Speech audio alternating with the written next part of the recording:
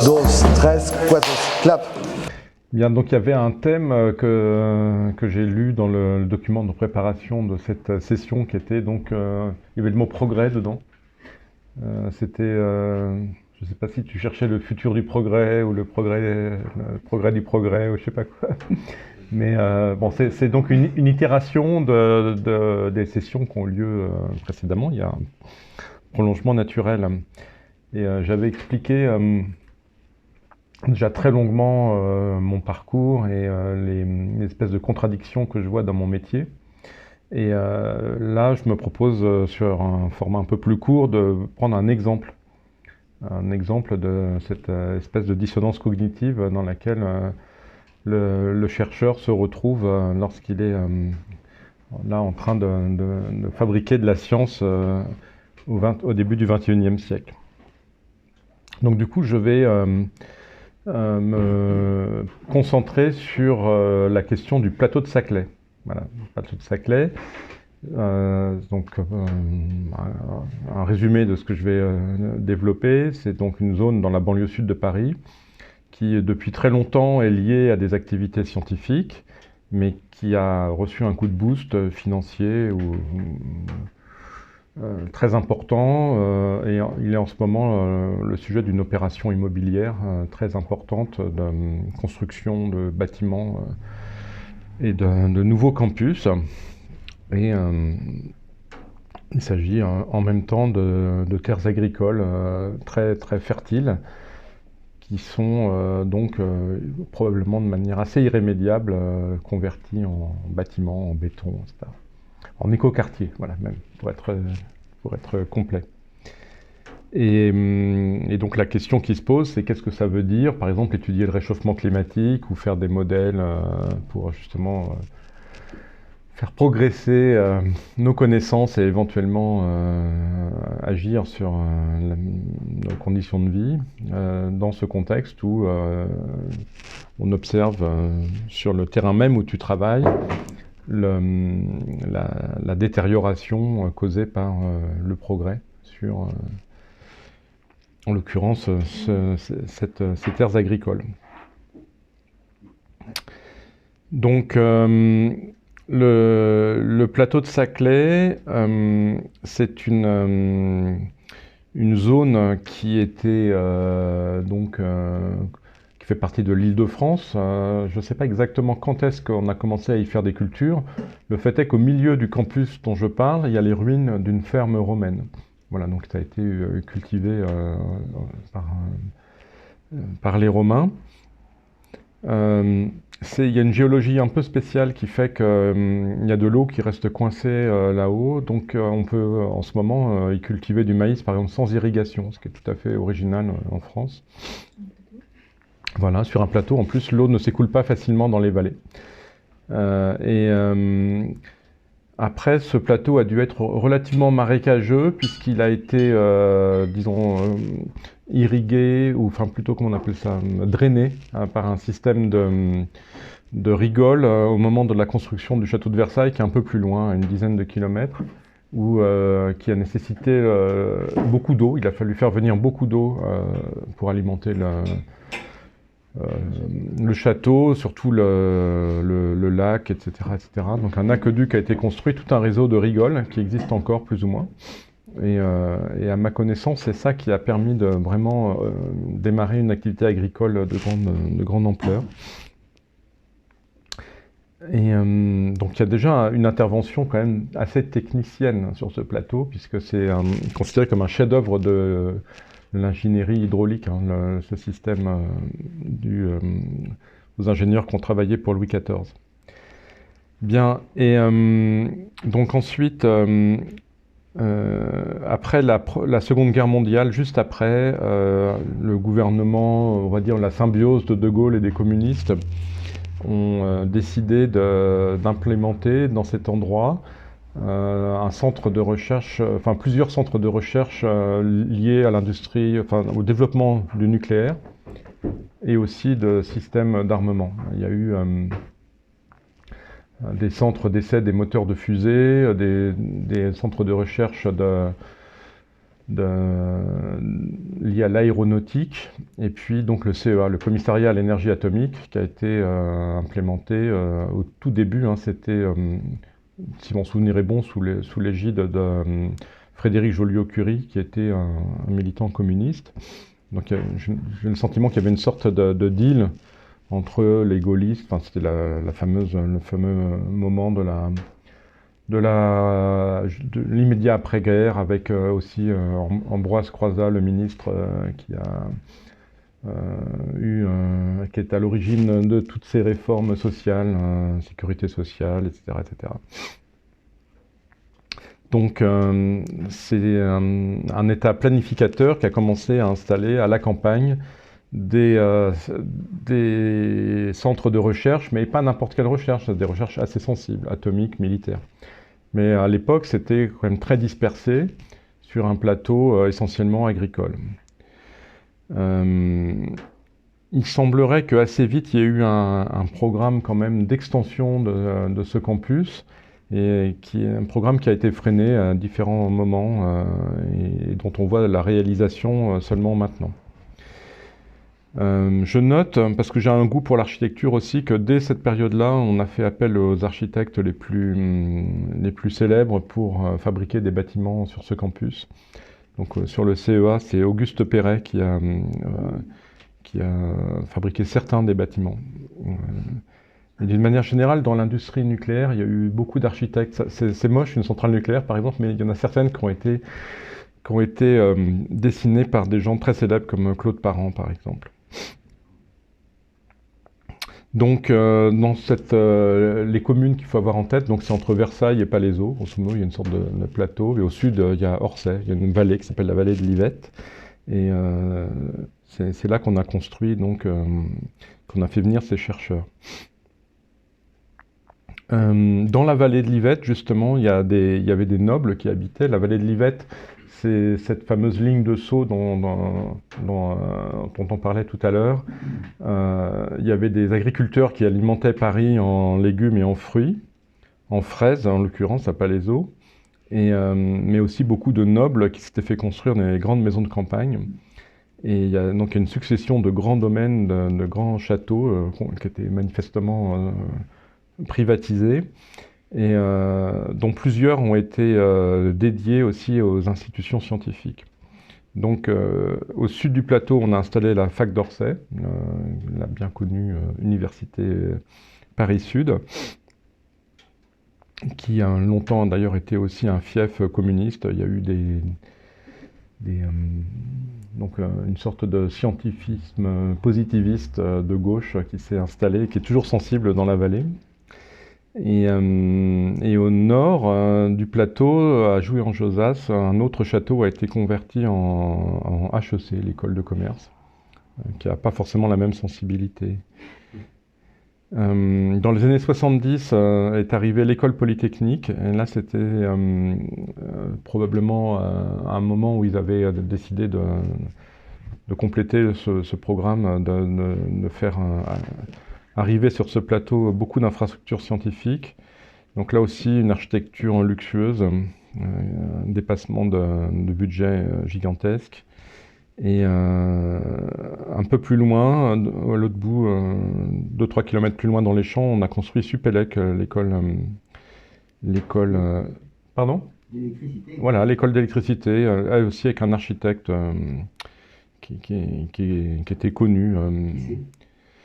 Pour Polytechnique, c'est un architecte, Henri Potier, qui... je ne sais pas exactement pourquoi il est connu. C'est un des chefs de la construction des tours sur le front de Seine dans le 15e arrondissement. Voilà, on est là sous Pompidou, si tu vois l'esthétique. Et pour Supélec, c'est pareil, c'est un monsieur qui s'appelle Michel Herbert, qui lui est connu pour avoir mis les immeubles dans le quartier de la gare de Lyon, le long de la Seine. Et Supélec, qu'est-ce qu'il a fait? Parce que maintenant Supélec et HEC, ils sont ensemble maintenant. C'est Supélec qui est central, et Supélec, c'est un bâtiment assez élégant en bordure du plateau. Parce que moi, je l'ai connu porte devant. Supélec. Oui, ben voilà, écoute, ça a déménagé sur le plateau. en 80, voilà, je crois. Et, Ils sont ensemble avec Polytechnique.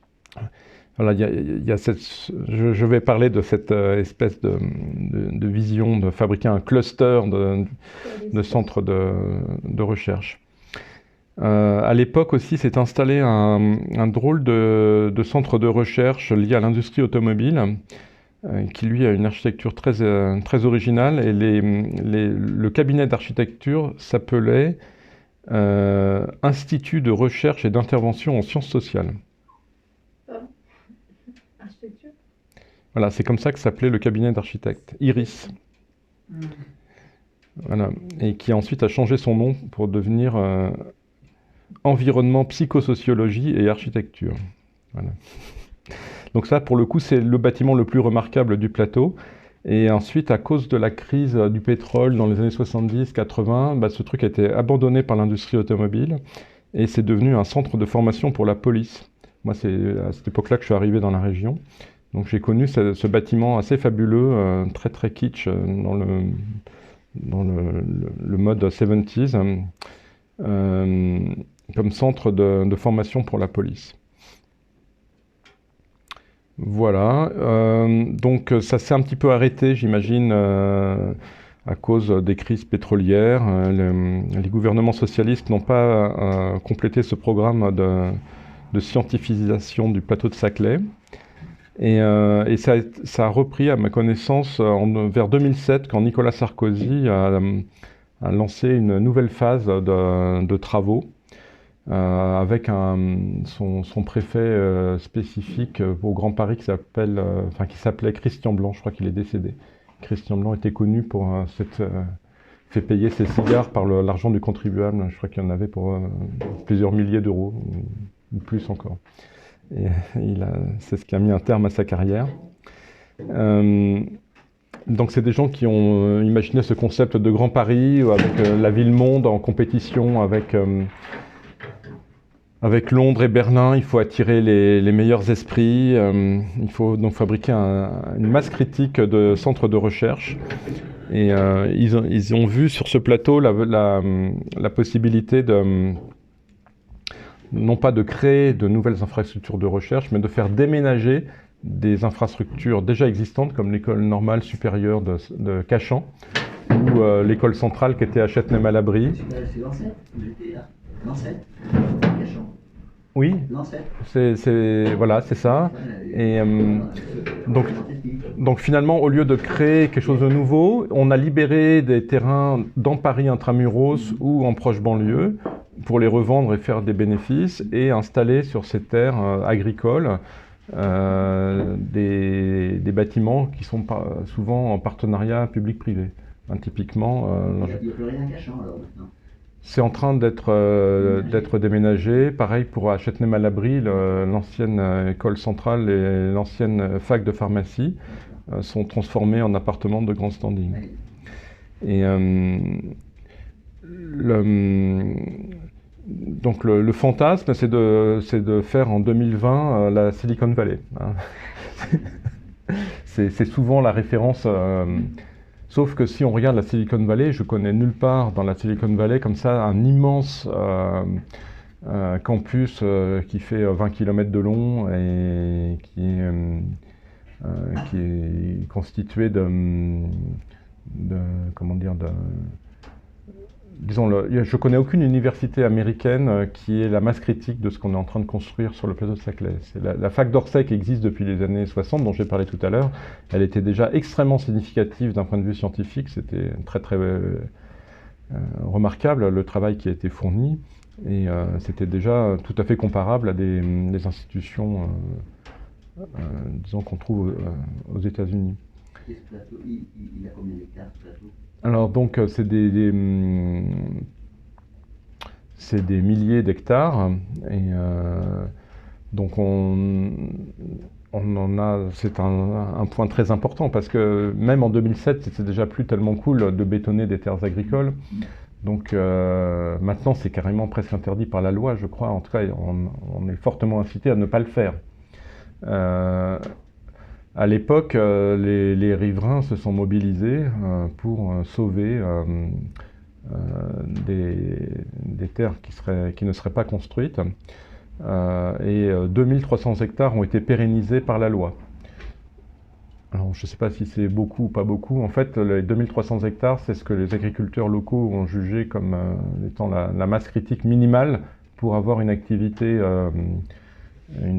qui fasse un sens localement, mais c'est très petit. Le point caractéristique du plan de Sarkozy, c'est qu'il était financé par un montage financier très complexe et articulé autour d'une ligne de transport, la ligne 18, reliant l'aéroport d'Orly à Versailles, et qui traverse donc une zone où personne n'habite pour l'instant, ou très peu de gens, où il y avait juste les institutions dont j'ai parlé. En ignorant le fait que juste au sud, il y avait la ligne B du RER et juste au nord, la ligne C du RER, qui relie Massy à Versailles. Sur les deux bordures du plateau, il y avait déjà des infrastructures de transport, déjà des gens qui habitent. Et le choix n'a pas été fait de densifier ces zones déjà habitées, mais au contraire d'urbaniser une zone agricole. Avec l'idée donc de faire un gros coup à plusieurs bandes d'immobilier. On libère des terres. Oui, il y a l'école d'agronomie aussi, qui a des bâtiments dans le 5e arrondissement, qui déménage, qui devient locataire de Vinci sur un partenariat public-privé. Vous avez certainement entendu parler du campus de Grignon, l'autre école d'agronomie. Pareil, au même endroit. Voilà. Et quand tu dis l'école d'agronomie de Paris, c'était Grignon aussi ? Donc maintenant ça s'appelle AgroParisTech, c'est regroupé. Et donc voilà, donc il y a l'idée de former une énorme masse, alors de faire venir des entreprises aussi, sont venus s'installer dans un très très beau campus EDF, qui a réalisé un bâtiment de très grande qualité architecturale, autonome en énergie, voilà, mais qui fait 50 000 m². Donc du coup, on construit 50 000 m² de merveilles technologiques, mais sur des terres agricoles. Et je ne sais pas dans combien de siècles ce bâtiment aura remboursé l'énergie qu'il a fallu pour le construire, quoi. Mais il a beau être... On est comme il s'appelle, je crois qu'on paye encore le marron en Espagne. Je crois que on doit encore payer, je crois. Là je parle du bilan énergétique. Voilà, c'est évidemment l'occasion de faire des prouesses architecturales et de fabriquer des bâtiments high-tech, mais à une telle échelle que la question se pose de savoir si vraiment ça fait sens. Il y avait déjà des entreprises implantées dans la région, Air Liquide par exemple, qui n'est pas tout à fait sur le plateau mais tout près. Il y a Renault qui a un centre de recherche à l'autre bout du plateau. Il y a Danone aussi, voilà. Kraft Food, voilà. Bon. Et avec l'idée de créer des liens entre la recherche et l'industrie pour que, effectivement, ça puisse provoquer ce qu'on appelle de la croissance.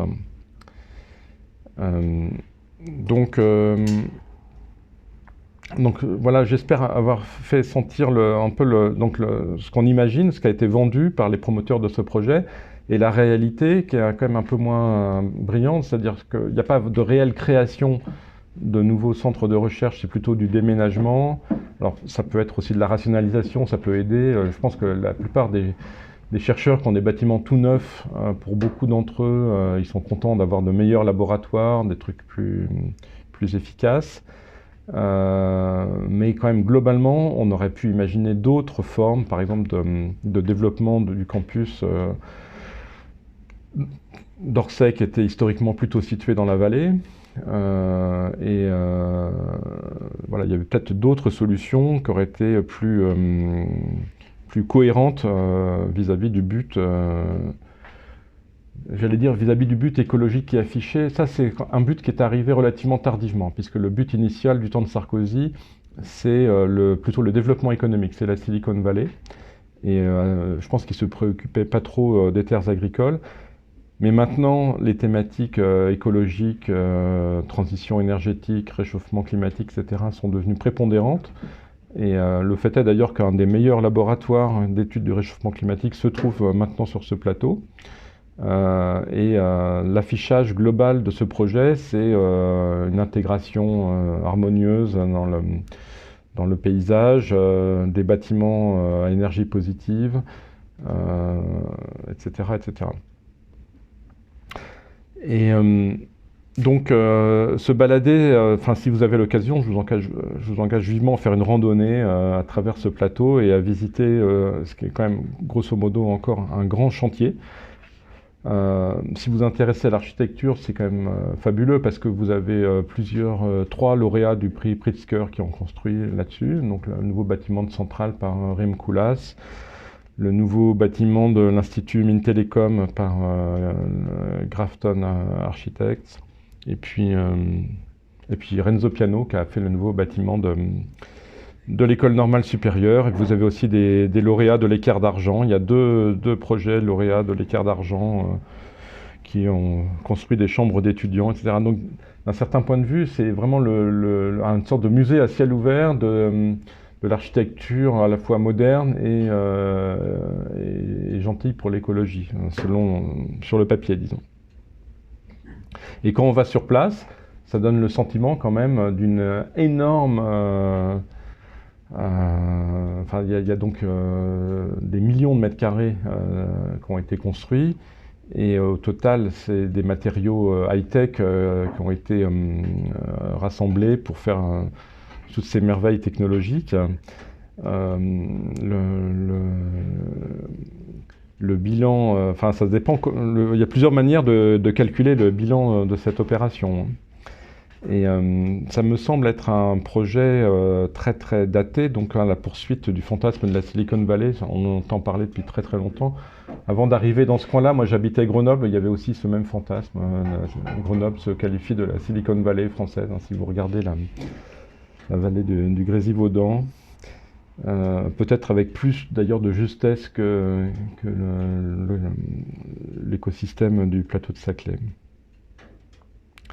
Donc, un truc aussi qui m'a frappé, c'est que donc finalement le bâtiment nouvellement qui est actuellement en construction, qui est le plus original, peut-être le plus écologique, c'est le centre de recherche des Jésuites, puisque les Jésuites installent aussi un centre qui s'appelle le centre Teilhard de Chardin, et qui contient des parties en terre crue et en bois.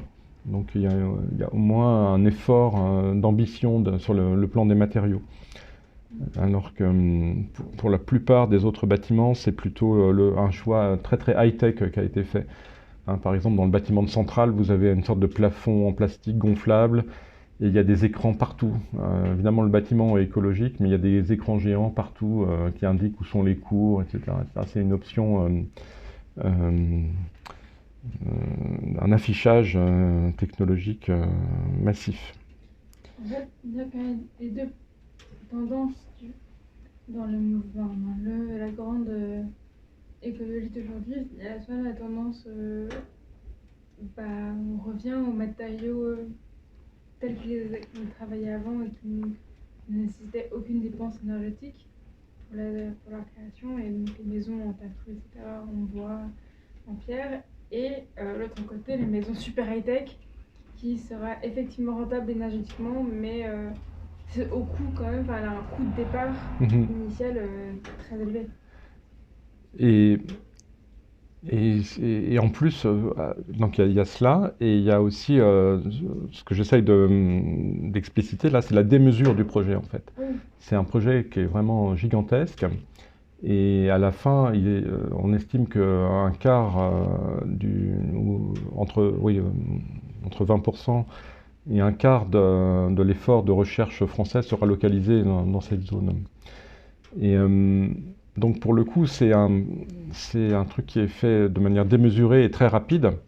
Et quelque chose me dit que c'est pas la manière la plus... on risque d'avoir des déconvenus, de faire des mauvais choix. On ne laisse pas l'écosystème se développer naturellement en quelque sorte. Et voilà, c'est surtout ça qui me choque. Et finalement aussi, quelque part, c'est réalisé là maintenant, mais moi je vois ça comme un projet du précédent millénaire, avec un manque d'ambition, qui n'est pas à la hauteur des objectifs affichés, qui aurait été, ça aurait été vraiment au contraire l'occasion ou jamais pour essayer de développer un nouveau système, d'articuler la recherche avec le monde social et géographique, l'environnement.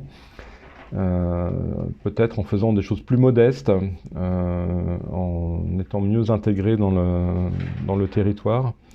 Et voilà, après, donc évidemment, dans le projet tel qu'il se construit, il y a cette symbiose avec le secteur privé qui est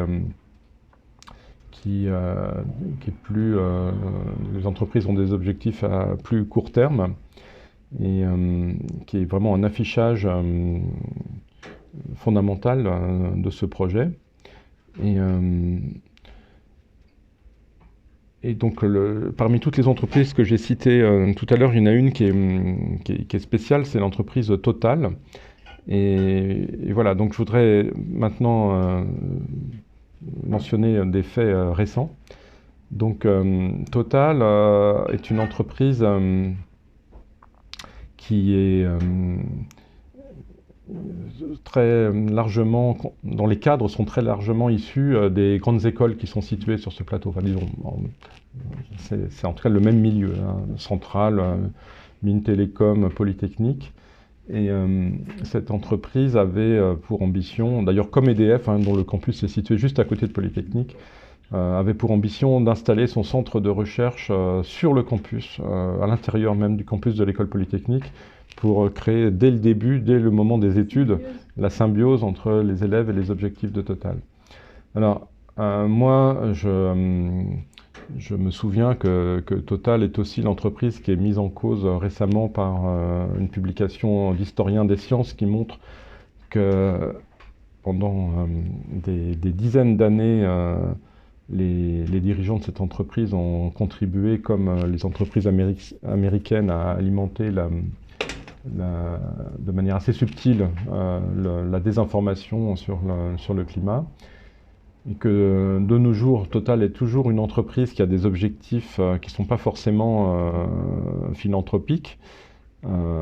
Et on le voit avec tous les enjeux qu'il y a autour du gaz, donc c'est des objectifs très très complexes.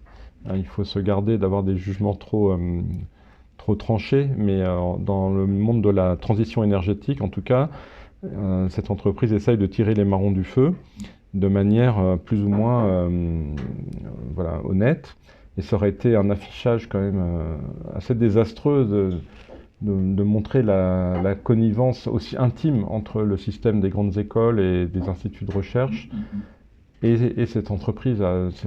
Comment maintenir la confiance des citoyens dans l'expertise scientifique si dès le début on n'est pas capable de faire la différence entre des intérêts publics, des intérêts privés, etc. Donc voilà, une nouvelle que je ne sais pas trop interpréter, c'est que hier ou avant-hier, l'entreprise Total a annoncé l'abandon du projet de s'implanter comme ça à proximité directe de l'école Polytechnique. Voilà, je ne sais pas comment interpréter voilà. Les élèves de l'école Polytechnique se sont mobilisés contre ce projet-là parce que je parle bien des élèves, hein, les élèves qui ont, ceux qui ont encore l'avenir devant eux, ils sont inquiets justement d'être ainsi associés à ce genre d'intérêt, à la différence de leurs professeurs qui, eux, bénéficient de partenariats, de chaires financées par ces entreprises et qui n'ont rien vraiment trouvé à redire là-dessus.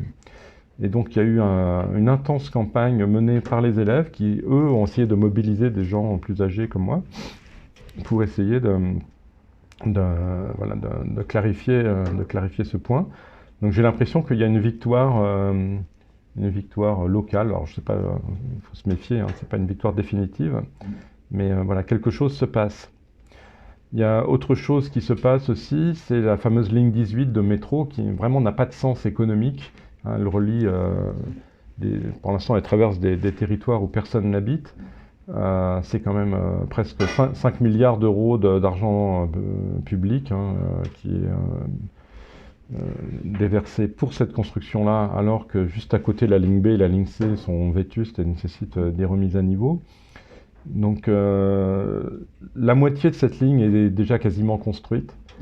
Et mon hypothèse, c'est que quand même sur l'autre moitié, il est possible d'influer sur les pouvoirs publics et de faire en sorte qu'ils s'aperçoivent de l'inanité de ce projet. Parce que vraiment faire traverser, c'est un métro aérien qui va traverser des terres agricoles, évidemment. Il y a le risque, enfin quand on discute avec les agriculteurs,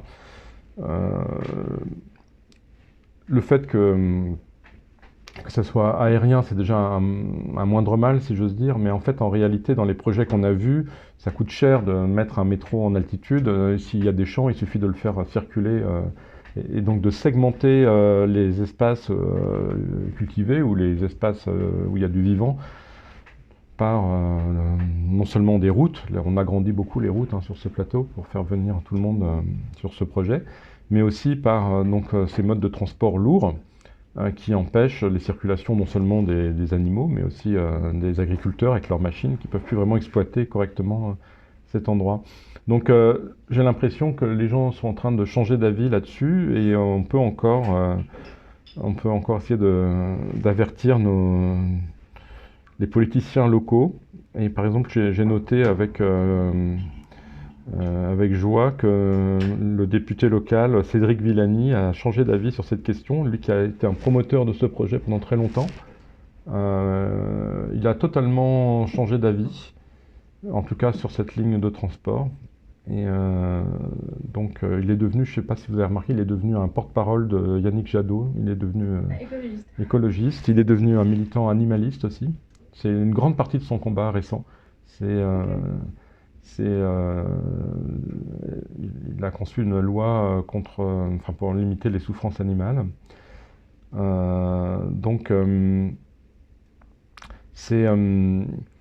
Voilà, donc il y a des choses qui bougent et donc il y a cette petite ZAD qui s'appelle Zaclay qui est spécifiquement qui réunit quelques activistes, même en plein hiver, ils sont là à essayer de garder un peu la flamme pour observer ce chantier se développer et être des témoins et essayer d'alerter les gens sur ce chantier de métro un petit peu absurde.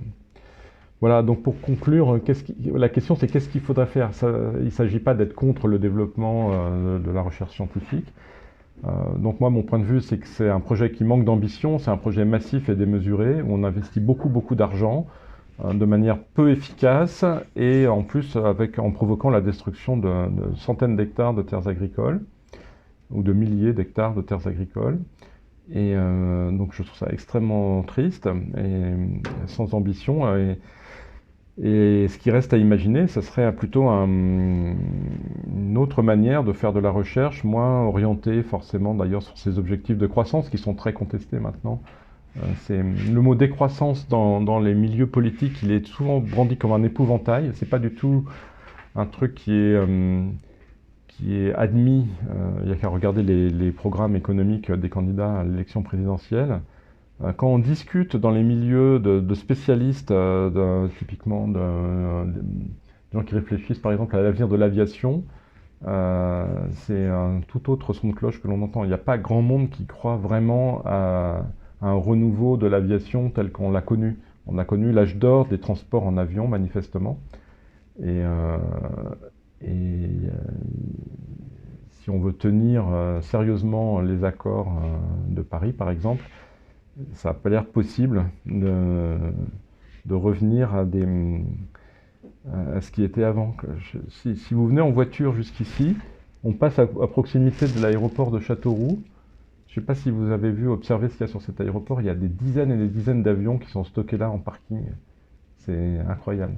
Parce que je pense que ça doit être pas cher de louer des espaces parce que le transport aérien a été affecté par la crise du Covid et il n'est pas reparti à la hauteur de ce qui était prévu initialement.